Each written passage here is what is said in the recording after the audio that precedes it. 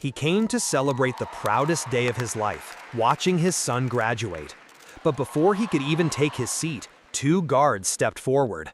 Their eyes weren't on the crowd, not on the ceremony, they were locked on him. Within seconds, joy turned into humiliation, and the whispers in the room grew louder. What they did to him wasn't just cruel, it exposed a painful truth about how far prejudice can reach. And what happened next silenced everyone. Marcus Carter was not just any father.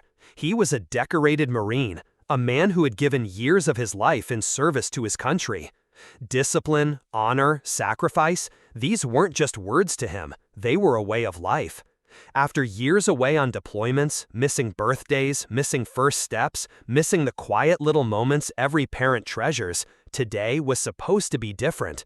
Today, he was here. His son was graduating, walking across a stage to receive the diploma he had worked so hard for. Marcus arrived early, dressed in his uniform, standing tall with pride. For once, he wasn't a soldier on duty, he was a father, ready to cheer, ready to smile, ready to capture a memory that would last a lifetime. The air was filled with laughter, applause, the sound of families reuniting and celebrating. To Marcus, it felt like a long-awaited reward, a reminder of why every sacrifice he made had been worth it. But as he walked toward the auditorium, something shifted. A few eyes lingered on him longer than they should have. A whisper here, a glance there. Subtle, but heavy enough to notice. He told himself it didn't matter, not today. Today was about his son, not him. He had no idea that within minutes, his presence would become the center of attention, and not for the pride or honor he carried, but for the color of his skin. The crowd inside the auditorium buzzed with anticipation. Families waved, cameras flashed, names were being called in order, one by one.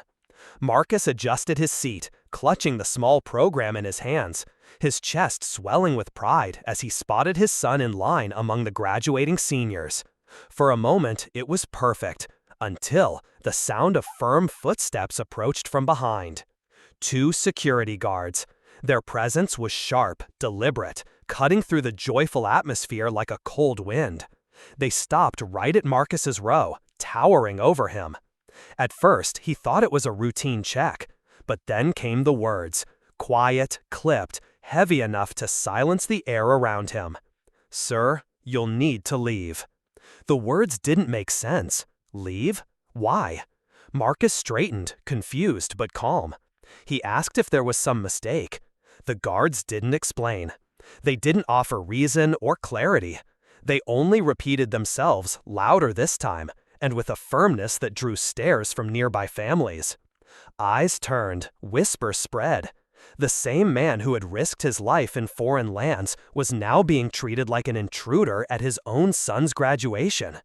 He could feel the heat of humiliation creeping up his neck. His son was steps away from walking at stage, yet Marcus was being told he didn't belong. Every instinct from his years of service told him to remain composed, to not escalate. But inside, the storm was building. How do you stay calm when the very honor you lived by, when the very uniform you wore, suddenly means nothing in the face of prejudice? He glanced toward the stage, praying his son hadn't noticed. But in the crowd, he caught his boy's eyes, confused, wide, frozen in disbelief. The moment that should have been pure pride was now fractured. The guards moved closer, their hands almost brushing his shoulders, signaling that this wasn't a request. The message was clear: leave quietly or be forced out. Around them, silence spread. Families shifted uncomfortably. Some turned away, unwilling to get involved. Others watched with pity, or worse, with quiet agreement. Marcus felt the weight of every gaze pressing down on him, branding him as an outsider, as a problem to be removed. And then, something shifted. From across the room, the sound of chairs scraping against the floor. A group of men in crisp uniforms rose to their feet. Navy SEALs. 6 of them. Their presence commanded attention instantly. Their eyes locked not on Marcus, but on the guards standing over him. The air thickened. Tension clung to every breath. Would Marcus be dragged out in front of his own son? Or would someone finally step in to challenge the injustice unfolding in plain sight? The room waited. Marcus waited. And in that pause, just before the storm broke, everyone knew that something unforgettable was about to happen. The guards tightened their stance, their hands brushing their radios, their bodies leaning forward as if preparing to drag Marcus out by force. The humiliation burned hotter than any battlefield memory he carried. He had faced enemy fire, survived nights where death was certain, but nothing compared to the sting of being treated like a criminal at his own son's graduation. His son's name was about to be called. Marcus could see him on the edge of the stage, glancing back, torn between walking forward and rushing to his father's side. Pride and shame collided in that single instant, the moment threatening to break both of them. And then the room shifted. The 6 Navy SEALs, who had been seated quietly until now, stepped forward in unison. Their boots echoed against the floor, each step heavy, deliberate, unignorable. The chatter in the crowd died completely. They didn't speak at first. They didn't need to. Their presence was its own language, one of authority, solidarity, and silent defiance. The guards froze, caught between duty and the unmistakable realization that they were outnumbered, outranked, and exposed. One SEAL moved closer, his chest squared, his voice steady but firm enough to carry through the hall. "He's not going anywhere." The words cut through the silence like thunder. Families who had been watching passively now leaned forward, some gasping, some whispering. Phones came out, recording. This moment was no longer private. It was becoming a statement. Marcus sat still, fighting to hold back the flood of emotions crashing inside him. He wasn't just a man being told to leave. He was every father, every veteran, every black man who had been told, "You don't belong here." And now, for the first time, someone with power was standing beside him instead of against him. The guards hesitated, their authority crumbling with every second of silence.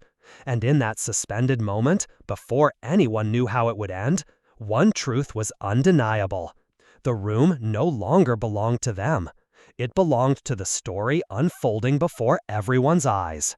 The guards finally stepped back, their authority stripped in front of the very crowd they had tried to command. The SEALs remained standing, silent and unshaken, their presence a wall no prejudice could break. And as Marcus's son's name was called, he walked across the stage, not with a bowed head, not with shame, but with a fire in his eyes. He locked eyes with his father, and in that moment, the diploma he received wasn't just a symbol of academic success. It was a symbol of defiance, of survival, of dignity reclaimed. Marcus stayed seated until the end. He did not leave, because this time he was not forced to. But the weight of what happened lingered. Long after the ceremony ended, long after the applause faded, that humiliation remained etched into his memory. Not because it was new, but because it was another reminder of an old, brutal truth. This wasn't about one man and 2 guards. It was about every silent moment when prejudice tries to erase pride, when a uniform, a medal, or a lifetime of sacrifice is overshadowed by the color of skin. For Marcus, the pain was personal, but for the room that day, and for all of us watching, it became universal. Because this story is not rare. It is repeated in classrooms, in workplaces, in neighborhoods across the world. The faces change, the details shift, but the wound remains the same. So the question is not whether Marcus endured injustice. The question is, how many more fathers, sons, mothers, and daughters will endure it before something finally changes? And perhaps the harder question is this: when the next injustice unfolds in plain sight, will we be the ones who look away, or will we be the ones who stand up?